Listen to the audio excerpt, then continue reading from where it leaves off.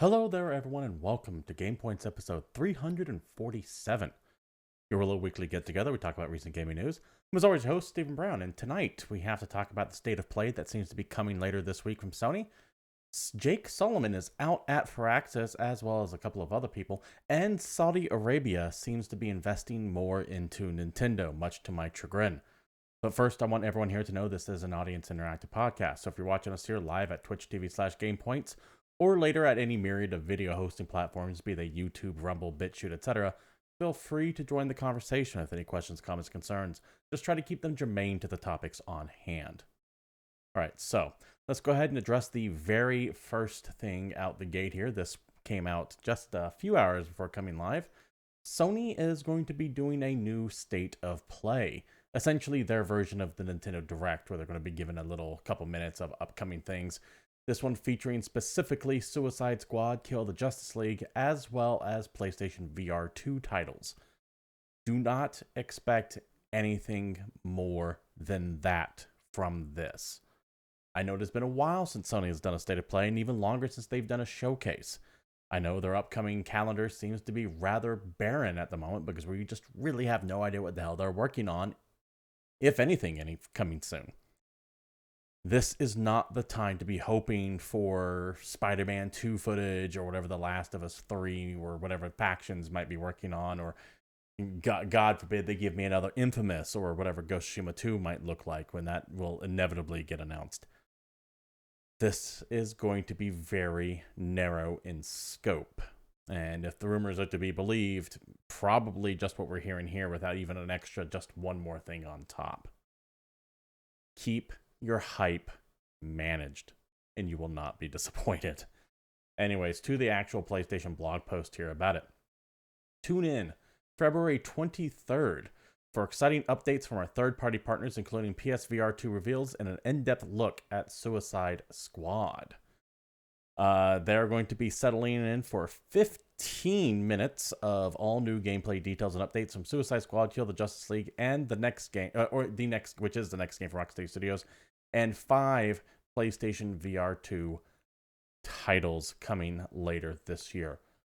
I do not expect Half-Life Alyx to be in one of those 5, because in my opinion, if it was, they would have moved heaven and earth to get that to come out on launch day, which I believe is this week.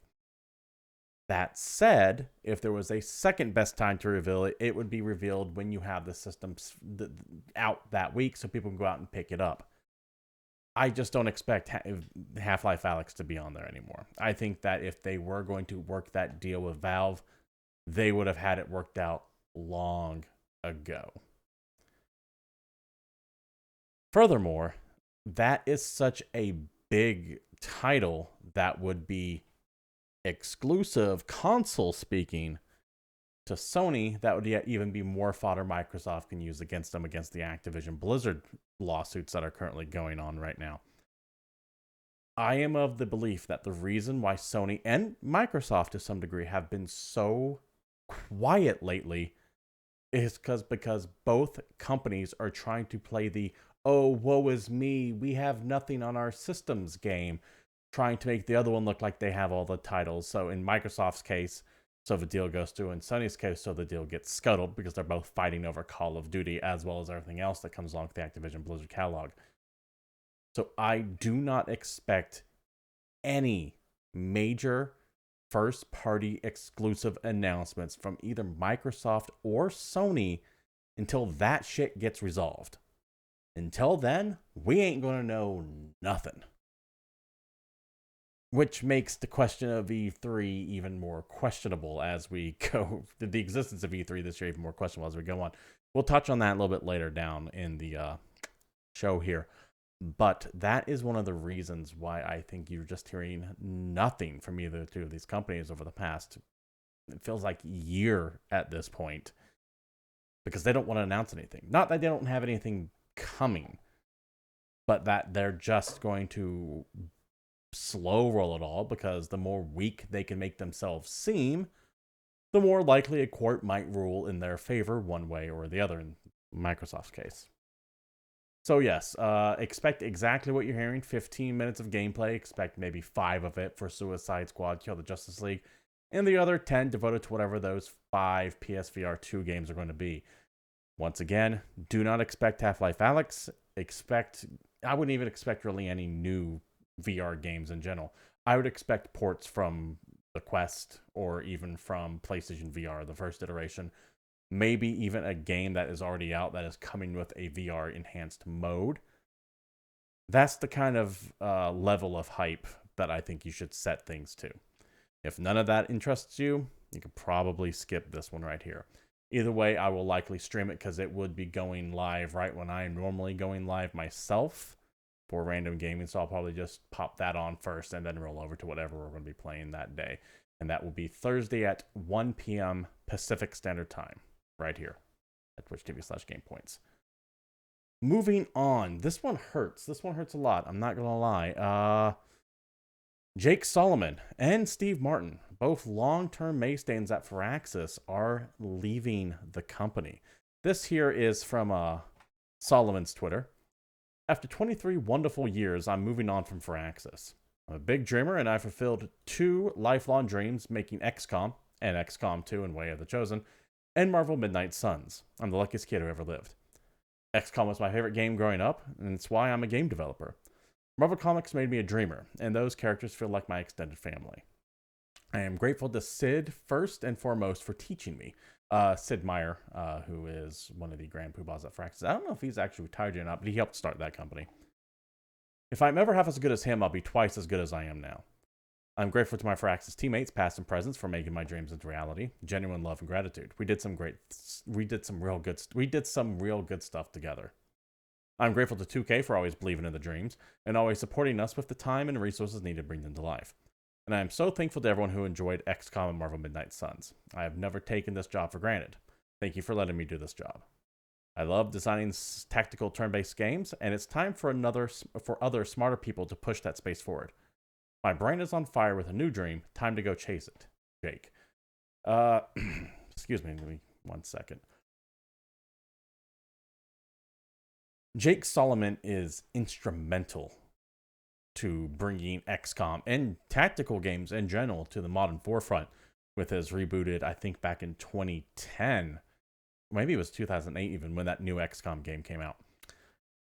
It is impossible to understate how much that franchise owes to him, and it is a massive blow not just to Friaxis in general, but to specifically any hope of another XCOM coming anytime soon without his leadership there. I do personally think that this is direct result of Midnight Suns flopping. Let's say what it is. It's not doing too good. It's already being heavily discounted at multiple stores right now. It clearly did not sell. I think it failed to even break in the 100 top games in the UK. It's not doing well. Now, 2K is insisting that Jake Solomon is departing on good terms, because usually when you hear of a failure of this magnitude, which Midnight Suns is, and it is unfortunately a failure, I enjoyed what little I played of it, despite the fact that the final boss glitched out on me 3 times, and I just said fuck it and uninstalled it and watched the final boss on YouTube. It is a mid game, to use the vernacular those kids are using these days. It is not great, and it certainly isn't XCOM. And the fact that they had the Marvel license and still couldn't pull in millions of copies sold, it's not shocking that this team is undergoing massive changes. Is Solomon and Martin leaving amicable? I'm sure it is. But it also could have been one of those things where they were reading the writing on the wall. Speaking of Martin, here's his statement from Friaxis Games, using the Friaxis Games account proper. After 27 years and 32 plus games released, I am leaving Friaxis Games as studio head. I'm tremendously grateful for the opportunity to have championed and led the work of such a talented group of people for the past couple decades at the greatest studio in the world. I am proud of the legacy games Friaxis has created and its reputation in the industry. I look forward to cheering on Friaxis in its next chapter. Stay civilized, because Friaxis also makes Sid Meier's Civilization, of which is probably the most well-known game, and they have more or less come out recently and said, hey, we're making another one, because you go back to the well of things you know after a disaster. It's why after Anthem, BioWare is going and making another Mass Effect already, and to a lesser degree, Dragon Age. Whenever you have a flop, you go back to what people are familiar with, hoping to recover the losses from it. That is why you are moving on to Civilization 7, I think, here now. Which they might just call Civilization. Who knows? I wouldn't be surprised if they dropped the number. I hate this, because Friaxis for a long time is one of my favorite studios, in no small part to those XCOM reboots. I even loved Chimera Squad, which was the smaller scale tactical focused game when you're kind of just playing a alien SWAT team for all intents and purposes. I thought that game was a blast. It wasn't XCOM though. And I've been waiting for years to get word on a new XCOM game proper. I have heard rumors many years ago that they were working on XCOM 3. I have had one independent source kind of verify that they were thinking of developing it, or they had some kind of bare bones thing in place at one time. That seems to be long gone at this point. And admittedly, this was like 5 or 6 years ago when I was told that, so who the hell knows? That got clearly put on ice when they got the Marvel license to make Midnight Suns, because when they started creating Midnight Suns, Marvel was the hottest thing around. Why would you ever sacrifice working with Marvel to make XCOM 3? I can already see the dollar signs printing when you would have first gotten that news 4 years ago. Things have changed in the Marvel Universe since then. It doesn't seem to have that same allure that it used to. After Endgame, things seem to just kind of feel meh when it comes to Marvel and superhero movies in general. And I don't think I'm the only one that feels that way. I think there is a general malaise around the entire genre now, be it in movies, books, comics, and games. I think people are over it. So when Midnight Suns came out, which was a tactical game, which is already a hard sell to begin with, it's already a niche genre, with a IP that is not as strong as it was a few years ago, in my opinion. And that was riddled, at least on the PC version I played, with technical issues and bugs, which, to be fair, so are the XCOM games when they launched. XCOM 2 was a little bit of a disaster when it first dropped, when it came to characters dropping through the floor and all that. But to see those problems that were in XCOM 2 transition over to Marvel Midnight Suns, where I literally had the main character, the Hunter, dropping through the goddamn floor, just like it was an XCOM game. Yeah, I'm not shocked that that game bombed. It's fun, but it clearly needed more work. And I think that Solomon and Martin were left holding the bag on that. And rightfully or wrongly. I mean, they are the heads of a studio that launched that. It eventually has to stop. The buck has to stop somewhere. And you don't target the random person working on a background asset of building. You go after the studio head. Like I said, 2K Games is saying that they left on good terms, but I wouldn't be surprised if it was one of those situations where they kind of sat each other down and went, you really want to be here, Jake? And Jake kind of went, nah, I kind of want to work on my own thing. And they just then amicably parted with the shadow of, if you're going to stay around, there could be problems, or at the very least, have your scope reduced. That sucks, because I want XCOM 3 so bad. And Midnight Suns killed it. It is what it is. Next time we see anything from XCOM, it will be probably yet another reboot. We'll find out. Moving on to the next story here. Oh, and by the way, let me know what you guys feel about the future of XCOM 3, if you enjoyed Midnight Suns, if you think Solomon's going to go off and make something. That's what it sounds like, by the way. Both Solomon and Martin leaving at the same time makes me think that we have not heard the last of either two of these people, and that they will probably create their own studio making tactical games. So keep an eye out on them. I don't think that their careers in game industry have stopped by any stretch of the imagination. And I wouldn't be surprised that I would imagine they would go independent, but I wouldn't be surprised if a bigger studio also picked them up. Who knows? Sorry, still got that cough. trying to keep it tampered down. Moving on to the next story here. This also is, I hate reading this one. This is from Video Game Chronicle here. The link to this and all the stories, by the way, and sources will be provided either down below there or over at our Discord, which you can join. Link also provided down there. Headline from Video Game Chronicle. Days after its last increase, Saudi Arabia yet again ups its Nintendo stake, from Video Game Chronicle. God, I hate this. I hate this so much. Saudi Arabia has become Nintendo's biggest outside investor after increases its stake in the company for the third time this year, as of recording its February 21st. The Kingdom's Public Investment Fund, PIF, now holds an 8.26% of the stock in the Japanese Super Mario Maker, a company filing revealed on Friday via the Associated Press.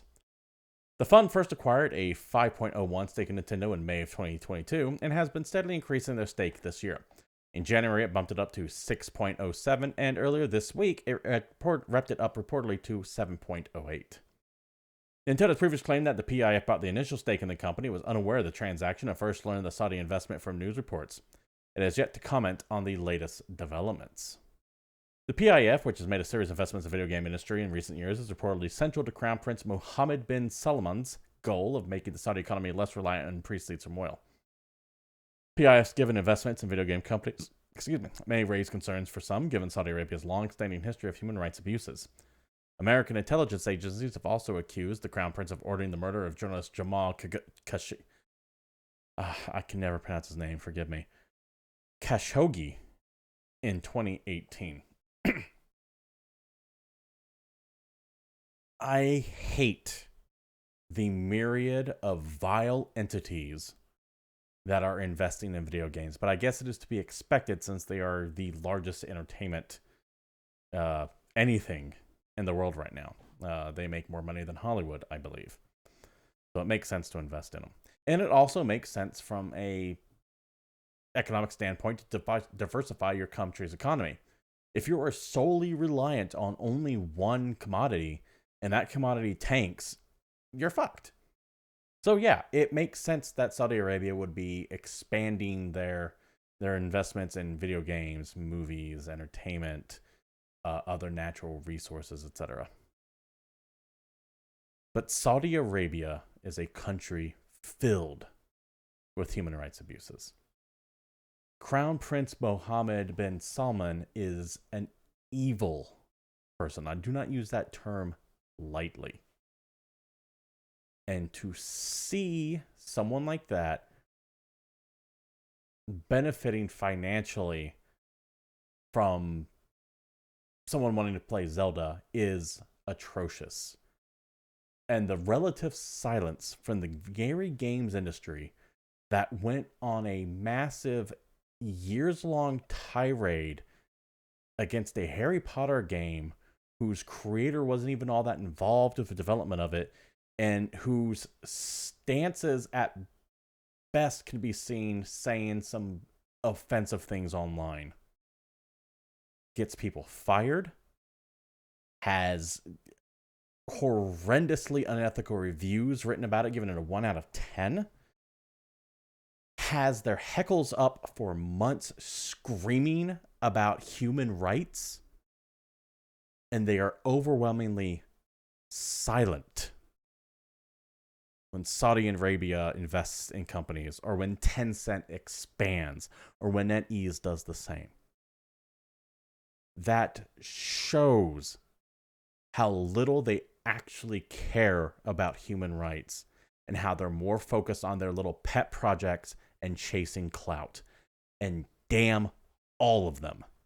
Good job on Video Game Chronicle, which is one of the reasons why I use them so religiously on this show, for actually covering this story, when sites like GameStop and IGN and Polygon and Kotaku and all the rest, you know, the typical who's who of just terrible games journalism, stay silent on it.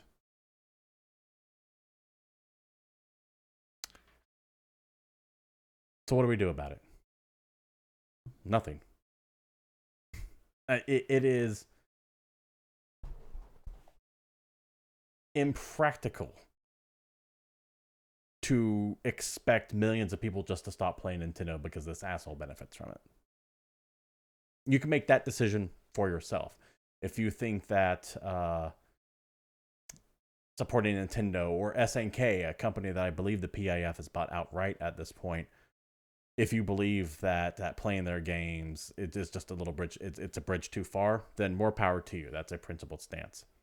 But you cannot force that choice on most other people. Not only are you just going to turn people off, but most people just don't care. But it is important that we talk about this stuff. It is important that we are aware of the insidious forces moving into this entertainment form. And I just wish it wasn't so. But don't we all just wish bad things weren't so? Oh well.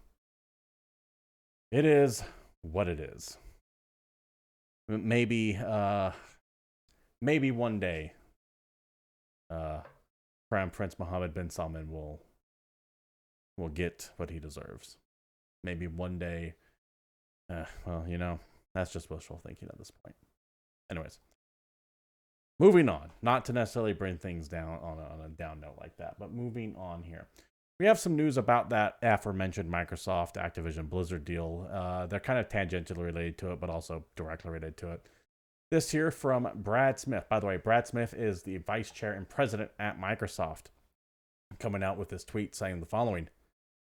Microsoft and Nintendo have now negotiated and signed a binding 10-year legal agreement to bring Call of Duty to Nintendo players the same day as Xbox will full feature and content parity so that they can experience Call of Duty just as Xbox and PlayStation gamers enjoy Call of Duty. We're committed to providing long-term equal access to Call of Duty to cover other gaming platforms, bringing more choice to players and more competition to the gaming market. They've also done this with GeForce Now, by the way. Both of these were announced essentially back-to-back. This is Microsoft coming out saying, hey, we have no interest in making Call of Duty exclusive to our platforms only. Furthermore, to prove that, we're signing 10-year contracts with Nintendo, GeForce Now, Valve, I believe, was part of it, saying, hey, we promise you will have Call of Duty for at least 10 years. Sony is the one that is keeping the deal from happening, essentially. Do I have a stake in this race? Not really. I have Game Pass. I would love to play Call of Duty and any other Activision Blizzard games for free. But I don't think Microsoft is ever going to make Call of Duty exclusive to Microsoft platforms anyways. It makes too much money on Sony. It makes too much money on Steam. There's no way they would limit that scope and reach. But what this is meant to do is to try to highlight to the European Commission that they're currently negotiating with right now, as well as the FTC here in America, that, hey, the Activision Blizzard deal isn't a monopoly. It isn't us bringing a single game, that the biggest game in the world, into our own collective. It's just bad for Sony's business. And that's the argument they're trying to make, right or wrong. That is the argument they're trying to make. And they're kind of highlighting that here with these deals with Nintendo, with these deals from Valve, with these deals from Nvidia. Something else you need to take away from this too here. They're not talking about Call of Duty on Switch. They're talking about Call of Duty on whatever the hell Nintendo's making next. Because the Switch isn't going to be around for 10 years. So the Switch probably won't even be around for another 2 years before Nintendo rolls out whatever the hell they're working on. The Switch is really starting to show its age at this point. I would not be surprised if Tears of the Kingdom was the last major Switch game. So people were expecting Metroid Prime 4. I think at this point it's probably had its development roll into whatever they got coming next, which could be one of the reasons why we haven't heard anything from it for a while, because it's just not on Switch anymore. Maybe. I don't know. That's just speculation. But it is important to note that this is Microsoft going out of their way to try to make the Activision Blizzard thing work. That is the only reason why this contract was signed, is to try to convince regulatory bodies to let the Activision Blizzard deal go through. I am still of the mindset, by the way, that it is going to go through. I don't think they're going to kill it. I think that they will find a way to force it through one way or another. Maybe with some concessions, maybe not. What I am more interested at this point isn't whether or not the deal is going to go through, but what the aftermath of it's going to be between Microsoft, Activision Blizzard, and Sony. Because if the deal goes through, Microsoft could straight up go, no, we gave you plenty of chances to get a 10-year deal with us. You turned them all down. Go fuck yourself. If the deal fails, Activision Blizzard, who used to have a very close relationship with Sony, in fact, a lot of Call of Duty exclusives were first on Sony or just never even made it off Sony platforms, might look at Sony now and go, fuck you, you killed a multi-billion-dollar deal that would have made us all infinitely wealthy because of your perceived, and not necessarily unjustifiably so, by the way. Sony would get wrecked hard if this deal goes through. And I'm not a fanboy for either console. I'm a PC guy.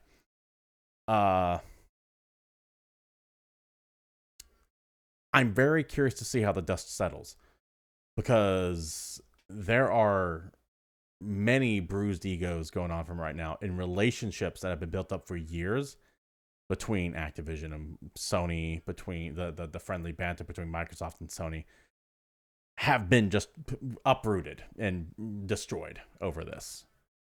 And I know that if I was at Activision Blizzard, if I was a C-suite executive at Activision Blizzard, and the deal got tanked, I would never forgive Sony for fucking killing it. I would be petty as hell about it.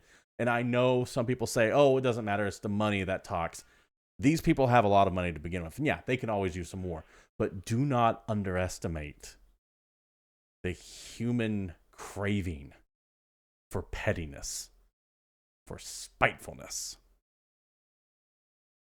And I think that regardless of how this shakes out, I think that Sony is going to end up costing themselves more in the long run than they would have if they just would have let this deal go through burned bridges and through evaluating of other negotiations going on behind the scenes. That is my opinion. I absolutely could be wrong on that. That is just the vibe I get from all this. Please let me know what you think down below. I got one more story I want to go through today on this very short episode of Game Points here. This is from Games.biz. Ubisoft confirmed for E3 2023. All right, if it even goes off. Ubisoft has confirmed to GameIndustry.biz that it'll be returning to E3 this summer. There was confusion over the Assassin's Creed publisher's plans after CEO Yves Guillemot said his company would be there if E3 happens, as reported by VG247. When asked for clarification, Ubisoft spokesman told GameIndustry.biz following. E3 is a special moment for our industry, and we're excited to showcase our strong lineup here in Los Angeles in June. We are finalizing the details of our plans and look forward to sharing more soon. End quote. Last month, it was reported that Xbox, Sony, and Nintendo would not be on the E3 show floor. However, Microsoft has since confirmed it will have a physical showcase in LA this June, most likely at the neighboring Microsoft Theater, piggybacking off the E3 show. Okay. Once again, just showing Ubisoft is behind the times.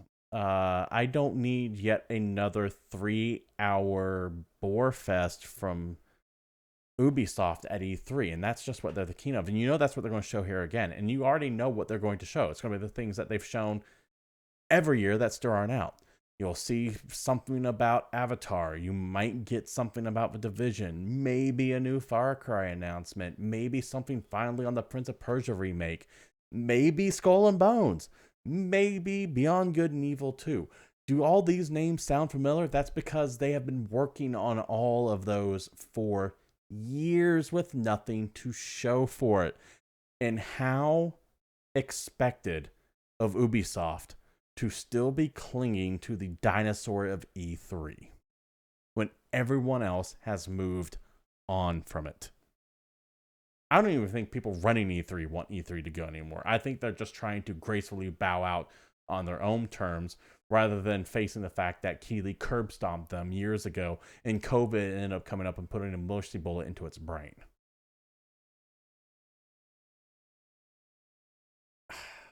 It's also, I don't know what else to say about this story other than It's expected. It's one dinosaur publisher speaking to one dinosaur convention about how irrelevant they can be together. I do not expect great things from E3 anymore because it is past usefulness. The states of plays, the directs, the showcases have all shown there's no point from it. Now, there's still room to have conference-style events, but you keep them controlled, like the aforementioned direct videos I was mentioning, or you do like what Microsoft is doing and piggyback off all the free publicity E3 is going to get, despite really not having much there, and holding your own independent thing in the Microsoft Theater. Literally, I think it's like a block and a half away from the LA Convention Center. Why pay the ESA hundreds of thousands of dollars, I believe, for a presence on the show floor, of which only a handful of people can experience firsthand, and then a bunch of gaming journalists get to also see behind closed doors, when you can't control what message they're going to say, and the cost does not weigh the benefit of only letting a couple thousand people play your game live at E3, when you can release a demo.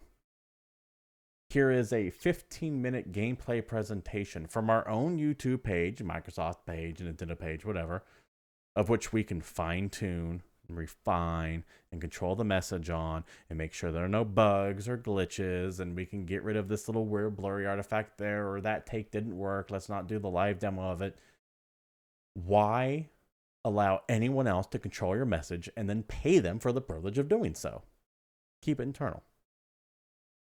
That's why E3 is pointless now. And that sucks, because there was always something special about having that solid week of game announcements. And that's not to say that in June you still can't have announcement after announcement after announcement after announcement. But as you start to decentralize away from one thing, it makes less and less sense to have all of your stuff stacked up in 1 week too. Why share the spotlight? Do something in May. Do something in August. There's no point to this E3 anymore. And it just needs to go away. It feels like people are trying to cling on to the old Hollywood videos and blockbusters of the day, or their old VHS tape player, if you want to go back even further, or even the 8-track or cassette tape. The buggy whip industry, as it were. We have moved beyond it. And it's time that not only have other publishers seen that, but it's time that Ubisoft needs to see that as well. They are perpetually a company seemingly stuck in the past, unwilling to advance anywhere, which is why they're so hell-bent on pushing out all these games that should have been canceled years ago. Years ago at this point. And with that last bit of news, I think we are done here for the day. This has been GamePoints episode 247. Thank you all for showing up. I do stream the show every Tuesday at 8 p.m. Pacific Standard Time right here at twitch.tv/GamePoints. And if you like what you saw here, you know what every streamer wants. Likes, bits, subs, follows, all that good stuff. You can follow myself on Twitter at CapitalistPig21. You can come here to twitch.tv/GamePoints and catch me streaming a variety of games throughout the week. And you can join our Discord server provided down below there, with as well all the links to the articles that I used today. If you want to go, and I do encourage you to do so, read up on everything that I talked about. Also, let me know what you all think. I don't want to be the one who went out on a ledge here. So give me your thoughts, feelings, opinions, etc. Until next week, this has been GamePoints, and I'm out of here.